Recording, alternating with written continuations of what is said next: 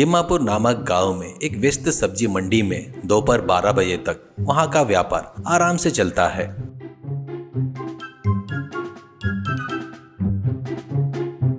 वहां पर व्यापार करने वाले सभी लोगों को दोपहर में भूख लगना शुरू हो जाती है।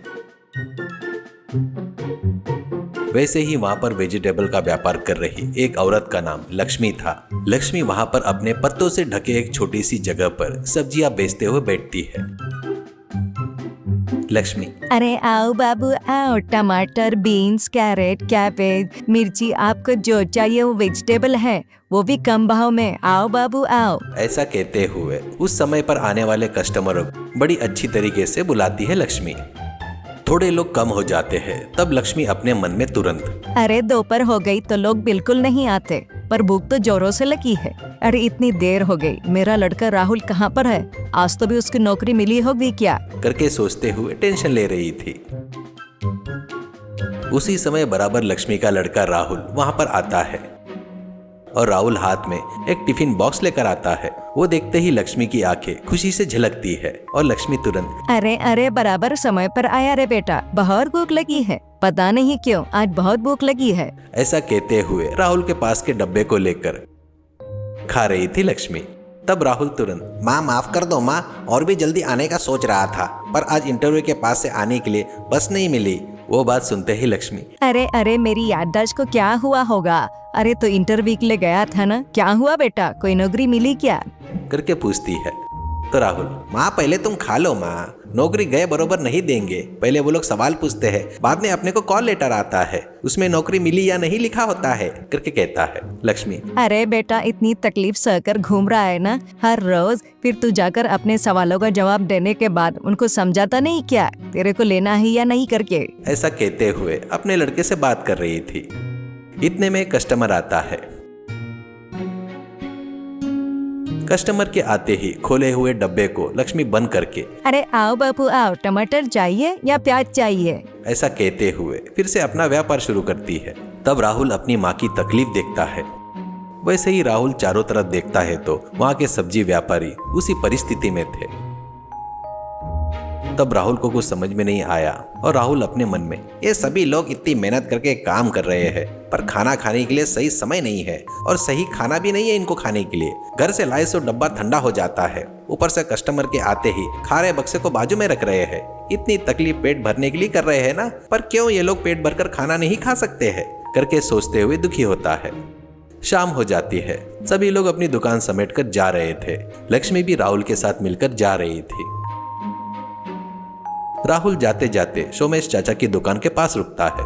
वहां पर सोमेश चाचा सारी सब्जियां वहां पर बाहर फेंक रहा था।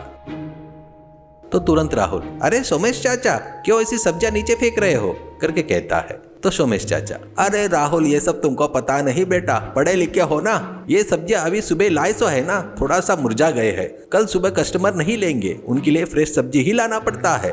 वैसे बताओ तो सब्जियां ही नहीं, पत्ते वाली सब्जियां भी फ्रेश नहीं रहते। अपने पास आने वाले कस्टमरों को अपने को फ्रेश माल नहीं बेचे तो वो नहीं आएंगे ना, इसलिए हर दिन ऐसे ही थोड़ा बहुत खराब होते रहता है और खराब हुआ सो वो फेंकना पड़ता है। ऐसी बात है बेटा, ये तेरे को समझ में नहीं आएगी, ऐसा कहता है हंसते हुए। राहुल ऐसे ही उसके तरफ देखते हुए चला गया।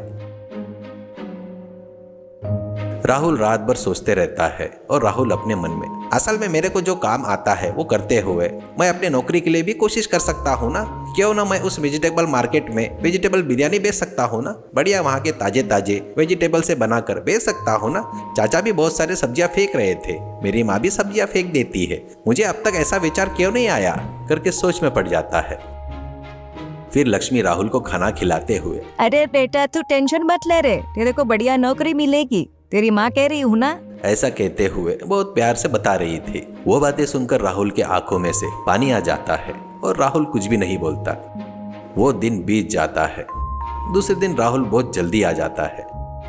तब लक्ष्मी तुरंत, अरे क्यों रे बेटा, आज किसी नौकरी पर नहीं जाना ही क्या, ज्वाइन करना है करके बोल रहा था ना, क्या हुआ, करके पूछती है। तो राहुल, माँ नौकरी यहीं पर है माँ, तुम देखते रहो, ऐसा कहते हुए फटाफट उसके माँ के दुकान के पास एक स्टोव लगाकर उस पर बर्तन रखकर चाचा के सब्जी के दुकान में से थोड़ी सब्जियां माँ के पास से कैरेट बीन्स लेता है। चावल धोकर फटाफट वेजिटेबल बिरयानी बनाना शुरू करता है। उसकी माँ बहुत आश्चर्य होती है। आजू बाजू के सब्जी बेचने वाले भी आश्चर्यचकित होते हैं।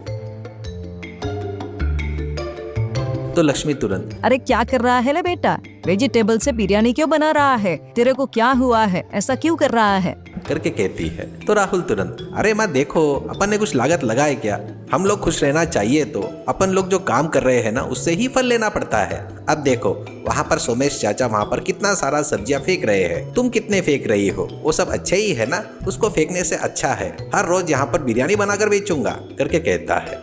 तो तुरंत सोमेश चाचा नजदीक आते हैं और, अरे क्या बात कर रहे हो राहुल बेटा, बिरयानी बनाकर बेचोगे क्या, तेरे को कुछ फायदा होगा क्या करके कहता है। तो राहुल, चाचा फायदे के लिए नहीं, एक प्लेट बिरयानी 10 रुपए में ही मिलेगा, यहाँ कस्टमर लोग भी खा सकते हैं और बेचने वाले व्यापारी भी खा सकते हैं, यही मेरी नौकरी है आज से, ऐसे कहता है। लक्ष्मी मन ही मन में दुखी होती है, पर अपने लड़के की सोच को देखकर लक्ष्मी अपने मन में, मेरा लड़का सोना है, इसको अच्छी पढ़ाई और अच्छा ज्ञान भी मिला है करके खुश होती है। देखते ही देखते राहुल जो बेच रहा था 10 रुपए वाला वेजिटेबल बिरयानी वेजिटेबल मार्केट में फेमस हो जाता है। कस्टमर सभी स्पेशल राहुल ने बनाई सो बिरयानी खाने के लिए ही आते हैं।